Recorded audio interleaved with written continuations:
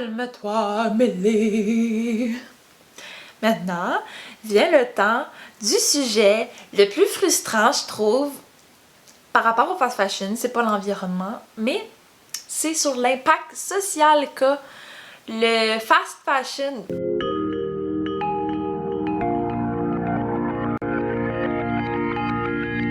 Le fast fashion, c'est tout un problème de violation massive des droits humains. Le salaire minimum est souvent trop bas pour être capable de vivre une vie décente.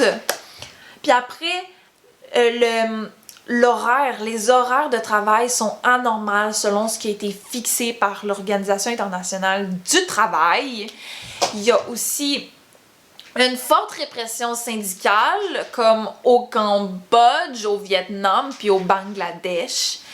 Il y a aussi de la maltraitance au travail. Et si je vous disais qu'il y a un enfant sur 10 dans le monde qui travaille dans l'industrie du textile, moi, j'ai la difficulté à accepter qu'il pourrait avoir dans ma garde-robe un vêtement qu'un enfant aurait travaillé dessus. C'est un rapport du département américain du travail en 2018 qui a trouvé des preuves comme quoi il y aurait du travail forcé puis du travail d'enfants, des enfants qui auraient travaillé dans l'industrie du textile dans certains pays. Attendez, je vais vous le dire.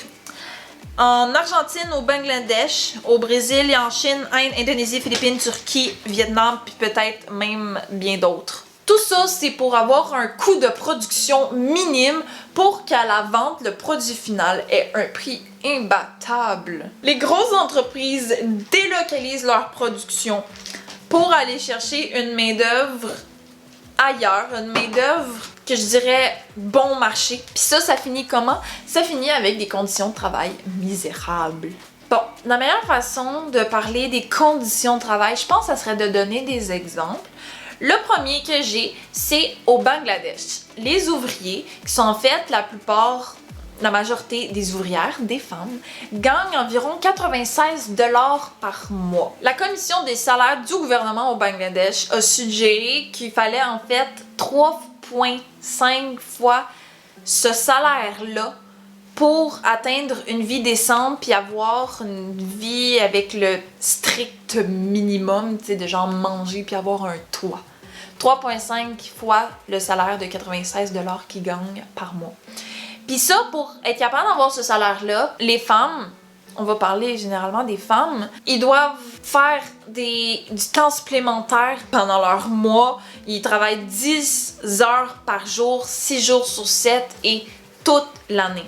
Pas de journée de congé. Ce qui est étrange, c'est qu'au Bangladesh, 45% des emplois qui sont offerts, c'est dans l'industrie du textile. Pourquoi il y a juste 5% du revenu total du pays qui est de l'industrie du textile alors que 45% des emplois c'est dans ça? Mais faut pas oublier aussi que le Bangladesh est probablement le pays qui a le taux salarial minimum le plus bas. En Chine, il y a des travailleurs qui peuvent travailler 150 heures supplémentaires, ok? Supplémentaires par mois pour être capable de survivre.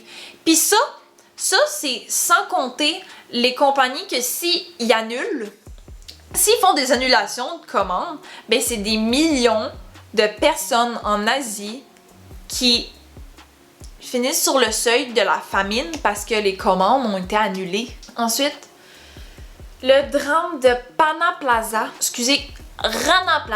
C'est le drame de Rana Plaza. En fait, Rana Plaza, il y a eu une violation des règles de sécurité, d'inspection de bâtiments. Il y a aussi eu une violation du code de construction pour avoir illégalement surélevé de 6 étages le bâtiment, ce qui a fini en effondrement et qui a tué environ 1130 personnes, puis qui a fait 2500 blessés. Rana Plaza est vraiment un bel exemple de la limitation du fast fashion.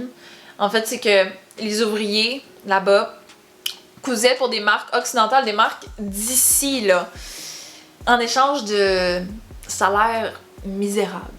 Les esclaves là-dedans. Non, vous avez vraiment pas mal compris. Je parle d'esclaves. Puis ici, j'avais vu ça passer à cause de Zara. Zara, c'est comme mon exemple j'ai découvert le truc d'esclavage avec les Oïghours. Je sais pas comment on le prononce, mais je vais le dire Oïghours. En fait, près d'un vêtement en coton sur 5, 1 sur 5, qui est teinté de l'esclavage Oïghours. En fait, les Oïghours sont une ethnie turcophone et de religion musulmane de la République populaire de Chine. C'est en fait plus d'1 million de musulmans, dont la majorité des Oïghours, qui sont détenus en Xinjiang. Mon chinois est magnifique. Pour de la réadaptation politique. Mais on s'entend là, les camps d'internement, c'est plus un lieu de torture et de sanctions plutôt que de rééducation. C'est nul comme mot, rééducation politique, surtout qu'en plus qu'il y a probablement des possibilités que ces gens-là soient torturés, qu'on leur prive de nourriture, qu'ils soient isolés. Donc c'est des esclaves. Pourquoi je parle de les Oïghours puis du fast fashion?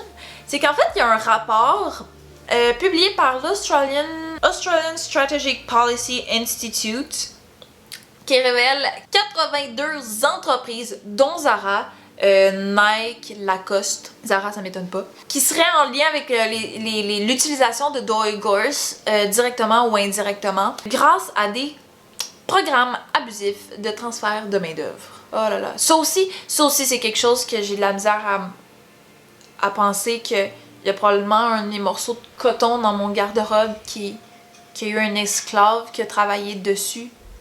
Faut pas trop que j'y pense. Pour conclure cette vidéo, ben si vous avez regardé jusqu'ici, ben je vous suggérais de vous abonner à ma chaîne YouTube.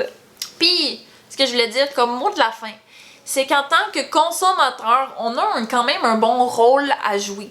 C'est sûr qu'on peut pas se mettre sur les épaules les erreurs des grosses compagnies de fast fashion, sauf que on peut refuser d'encourager ce genre de pratique-là. Mais je sais que acheter low fashion, c'est pas pour tous les budgets. Tu sais, c'est cher, surtout pour une personne qui doit comme refaire sa garde-robe au complet. Tu sais, comme une personne qui gagne du poids très rapidement. Par contre, ce que je crois, c'est qu'il faut arrêter de normaliser le prix des vêtements du fast fashion.